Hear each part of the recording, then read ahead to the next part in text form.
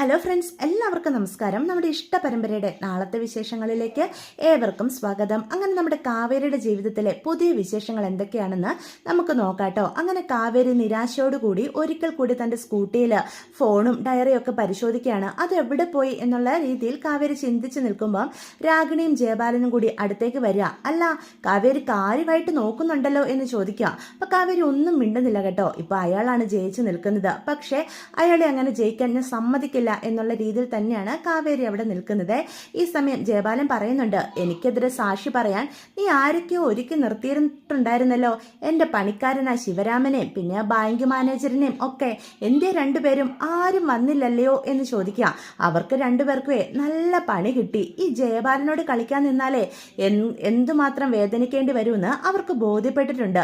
ഇനി നീ എന്തൊക്കെ ചെയ്താലും അവർ രണ്ടുപേരും എനിക്കെതിരായിട്ട് സാക്ഷി പറയാൻ വരാൻ പോകുന്നില്ല. പിന്നെ നീ തെളിവാണെന്നും പറഞ്ഞ് നിന്റെ അച്ഛൻ്റെ ഫോണും അതുപോലെ ഡയറിയോ എന്തൊക്കെയോ കൊണ്ട് നടന്നുണ്ടായിരുന്നല്ലോ, ഒന്നും കാണാനില്ലല്ലേ എന്ന് ചോദിക്കുക. എടോ തന്നെ ഞാൻ എന്ന് പറഞ്ഞ കാവേരിക്കപ്പോൾ ദേഷ്യം വരികയാണ്. മോളെ കാവേരി, നീയെ എതിരെ നിൽക്കുന്നത് ആരാണെന്ന് നോക്കിയിട്ട് വേണം കളിക്കളത്തിലേക്ക് ഇറങ്ങാൻ, മനസ്സിലായോ? നിന്റെ അച്ഛൻ്റെ പ്രായമുള്ള ഈ എന്നോട് കളിക്കാൻ നിൽക്കുമ്പം നിന്റെ അച്ഛൻ പോലും തോറ്റു പോയിട്ടേ ഉള്ളൂ. പിന്നെയാണോ അരവിന്ദന്റെ മകള് കാവേരിക്ക് എന്നെ ജയിക്കാനായിട്ട് സാധിക്കുമോ എന്ന് ചോദിക്കാം. അപ്പം ഇതെല്ലാം കണ്ടും കേട്ടും രാഗിണി ഒരു പുച്ഛത്തോടു കൂടി കാവേരിയെ നോക്കി നിൽക്കുകയാണ്. പിന്നെ നീ ഒന്നും കണ്ടതും കേട്ടതും അറിഞ്ഞതും ഒന്നുമല്ല യഥാർത്ഥത്തിലുള്ള ജയബാലന്റെ ഹോൾഡും എന്തൊക്കെയാണെന്ന് നീ അറിയാൻ കിടക്കുന്നതേ ഉള്ളൂ. അതുകൊണ്ട് ഇനിയും എനിക്കെതിരെ ഒരു വിരലെങ്കിലും അനക്കാൻ നീ നോക്കുമ്പോൾ നീ 100 വട്ടം ചിന്തിക്കണം. എതിരെ നിൽക്കുന്നത് ജയബാലനാണെന്ന്. പുഷ്പവാടിയിലെ ജയബാലൻ എന്നൊക്കെ അയാൾ അഹങ്കാരത്തോടു കൂടി പറയാണ് കേട്ടോ. ഇത് കേൾക്കുമ്പോൾ കാവേരിക്ക് അങ്ങോട്ട് നല്ല ദേഷ്യം വരിക. താനിപ്പം വിജയിച്ചു എന്നുള്ള അഹങ്കാരം കാണും. ആ പാവം ശിരാമേട്ടനെയും ബാങ്ക് മാനേജരെയും ഭീഷണിപ്പെടുത്തിയതാകുമെന്നും മനസ്സിലാക്കാനുള്ള സാമാന്യ ബോധ്യമൊക്കെ എനിക്കുണ്ട്. പിന്നെ എൻ്റെ അച്ഛൻ്റെ ഫോണും ഡയറിയും ഒക്കെ താൻ അങ്ങനെയോ അടിച്ചു മാറ്റിയതാണെന്നും എനിക്ക് വ്യക്തമായിട്ട് അറിയാം. താനിപ്പം ജയിച്ചു എന്ന് കരുതണ്ട. ഈ കാവേരിയുടെ തൊക്കിന് ജീവനുണ്ടെങ്കിൽ തന്നെയും കൊണ്ട് ഞാൻ പോകുള്ളൂ. ഞങ്ങൾക്ക് നിഷേധിക്കപ്പെട്ട നീതി അത് ഞാൻ മേടിച്ചെടുക്കുക തന്നെ ചെയ്യൂടോ എന്ന് പറയാം. ആയിക്കോട്ടെ എന്നും പറഞ്ഞ് ജയബാലൻ ഒരു പുച്ഛത്തോടു കൂടി അവിടുന്ന് പോവാ. എനിക്ക് 100 കൂട്ടം പണിയുണ്ട്. എൻ്റെ മകളുടെ കല്യാണം അടുത്ത ദിവസം. അതുകൊണ്ട് നീ എന്താണെന്ന് വെച്ചാൽ ചെയ്യാം. പക്ഷേ എതിരെ നിൽക്കുന്നത് ജയബാലനാണെന്ന് കാവേരി മറക്കരുത് എന്നും പറഞ്ഞ് അയാൾ പോവാണ് കേട്ടോ. അപ്പോൾ കാവേരി ആകെ തകർന്നതുപോലെ നിൽക്കുന്ന കാണുമ്പോൾ നമ്മുടെ SI ചാരുലത കാവേരിയുടെ അടുത്തേക്ക് വരികയാണ്. അപ്പോൾ കാവേരി സങ്കടപ്പെട്ടാട്ടോ നിൽക്കുന്നത്. മേഡം, ഞാൻ എൻ്റെ അനിയത്തിയുടെ ഓപ്പറേഷൻ നടത്താൻ വേണ്ടിയിട്ടുള്ള ഏക വഴിയായിരുന്നു ഇത്. ഇനി എന്ത് ചെയ്യുമെന്ന് എനിക്ക് ഒരെത്തും പിടിയും കിട്ടുന്നില്ല. എല്ലാ വഴികളും അടഞ്ഞ മട്ട എന്ന് പറഞ്ഞ് കാവേരി സങ്കടപ്പെടുക. അത് കാണുമ്പോൾ ചാരുലതയ്ക്കും പാവം തോന്നും കേട്ടോ. ഒരു പെൺകുട്ടി എത്രമാത്രം അവളുടെ കുടുംബത്തിനെ രക്ഷപ്പെടുത്താനായിട്ട് ശ്രമിക്കുന്നത് സ്വന്തം അനിയത്തിയുടെ ഓപ്പറേഷന് വേണ്ടിയിട്ടുള്ള വഴിയും അടഞ്ഞു നിൽക്കുന്നു. അത് കാണുമ്പോഴത്തേക്കും ചാരുലത പറയും, കാവേരി ഒന്നുകൊണ്ടും ടെൻഷൻ ആവണ്ട. നമുക്ക് ശിവരാമനുണ്ടല്ലോ, അയാളെയും ആ ബാങ്ക് മാനേജരെയും ഒക്കെ ഒരിക്കൽ കൂടി പോയി കാണാം. എന്താ സംഭവിച്ചതെന്ന് അവരോട് ചോദിച്ചറിയാലോ എന്ന് പറയാം. അത് കേൾക്കുമ്പോഴത്തേക്കും കാവേരി പറയും, അതിന് ചോദിക്കാൻ ഒന്നുമില്ല മേഡം. ജയബാലൻ അവർക്കിട്ട് എന്തോ പണി കൊടുത്തിട്ടുണ്ട്. അവരെ ഉപദ്രവിച്ചെന്നാ എനിക്ക് സംശയം എന്ന് പറയാണ്. അയാൾ തന്നെയാ ആ തെളിവുകൾ എൻ്റെ കയ്യിൽ നിന്ന് നഷ്ടപ്പെടുത്തിയത് എന്ന് കാവേരി അപ്പം ചാരുലതയോട് പറയാണ്. അപ്പം ചാരുലത പറയും, കാവേരി ടെൻഷൻ അടിക്കണ്ട, അത് എവിടെ പോയെന്ന് നമുക്ക് നോക്കാം. അല്ല, ആരെങ്കിലും സംശയമുണ്ടോ എന്ന് വീണ്ടും ചോദിക്കുന്നുണ്ട്. അത് കേൾക്കുന്ന കാവേരിക്ക് പെട്ടെന്ന് വിനീതിൻ്റെ കടയിലേക്ക് ചെന്നപ്പം അവിടെ ഒരു അപരിചിതൻ നിന്നതും അയാളെ അവിടെ നിന്ന് എഴുന്നേൽപ്പിച്ച് വിട്ടതും ഒക്കെ മനസ്സിലേക്ക് കടന്നു വരിക. താൻ അധികം ഈ നാട്ടിൽ കാണാത്തൊരു വ്യക്തിയാ. തൻ്റെ വരവ് കാത്ത് നിന്നതാകുമോ?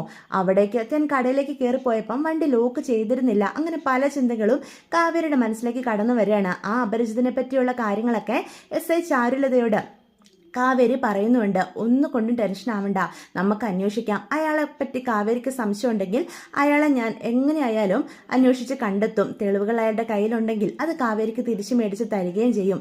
നമുക്ക് നോക്കാടോ, താൻ ടെൻഷൻ ആവാതെ എന്ന് പറയാൻ കേട്ടോ. ഇതേ സമയം വിശാലാണെങ്കിൽ തൻ്റെ ചേച്ചി രാഗിണിയുടെ കല്യാണക്കുറി കോളേജിൽ എല്ലാവർക്കും കൊടുക്കാണ് കേട്ടോ. ക്ലാസ്സിലുള്ള കുട്ടികൾക്കും ഫ്രണ്ട്സിനും എല്ലാവർക്കും. അങ്ങനെ യമുനയ്ക്കും കിട്ടുന്നുണ്ട് ഒരു കല്യാണക്കുറി. പെട്ടെന്ന് യമുന അതിലെ പേര് നോക്കുകയാണെ. അതിൽ അതിൽ രാഗിണി വെഡ്സ് നിവിൻ എന്ന് കൊടുത്തിരിക്കുക. അത് കാണുന്ന നമ്മുടെ യമുന ഞെട്ടിത്തരിച്ച് നിൽക്കുകയാണ്.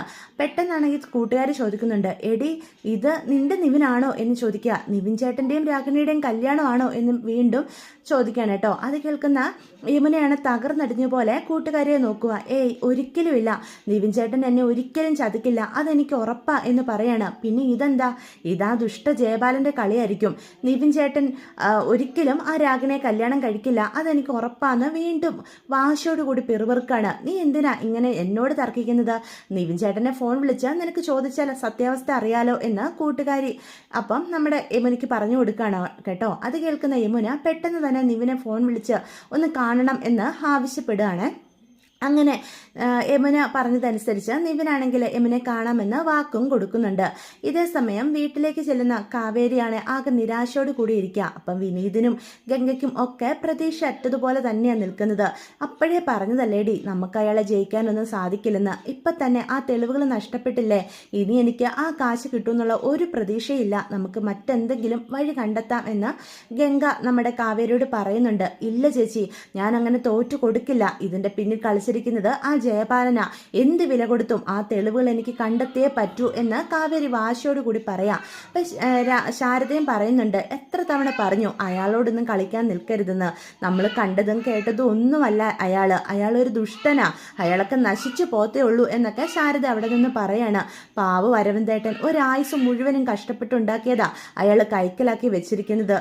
അരവിന്ദേട്ടന് പോലും അയാളെ മനസ്സിലാക്കാനായിട്ട് സാധിച്ചില്ല, പിന്നെയാണോ നമുക്ക് എന്ന് ശാരദ പറയാൻ കേട്ടോ. അത് കേൾക്കുമ്പോഴത്തേക്കും കാവേരി പറയും, അങ്ങനെ തോറ്റോടാനായിട്ടൊന്നും ഒരിക്കലും ഈ കാവേരിയെ കൊണ്ട് സാധിക്കില്ല. ആ കാശ് നമുക്ക് അവകാശപ്പെട്ടതാ, നമ്മുടെ അച്ഛൻ കഷ്ടപ്പെട്ടുണ്ടാക്കിയ കാശ്, അത് നമുക്ക് നേടിയെടുക്കണം എന്ന് വാശിയോടുകൂടി പറയുമ്പോൾ ഗംഗ പറയും, എല്ലാവർക്കും അത് കിട്ടിയാൽ കൊള്ളാമെന്ന് ആഗ്രഹമുണ്ട്, പക്ഷെ നമുക്ക് എന്ത് ചെയ്യാൻ പറ്റും? ഇപ്പം തന്നെ എത്ര പ്രതീക്ഷയോട് കൂടിയാ നമ്മൾ പോലീസ് സ്റ്റേഷൻ വരെ കയറി ഇറങ്ങിയത്, അവിടെയും അയാൾ കള്ളക്കളി കളിച്ച് എല്ലാം കൈക്കലാക്കിയില്ലേ, തെളിവുകളൊന്നും ഇപ്പം അയാൾക്കെതിരായിട്ട് നമ്മുടെ കയ്യിലില്ലല്ലോ എന്ന് പറയാണ്.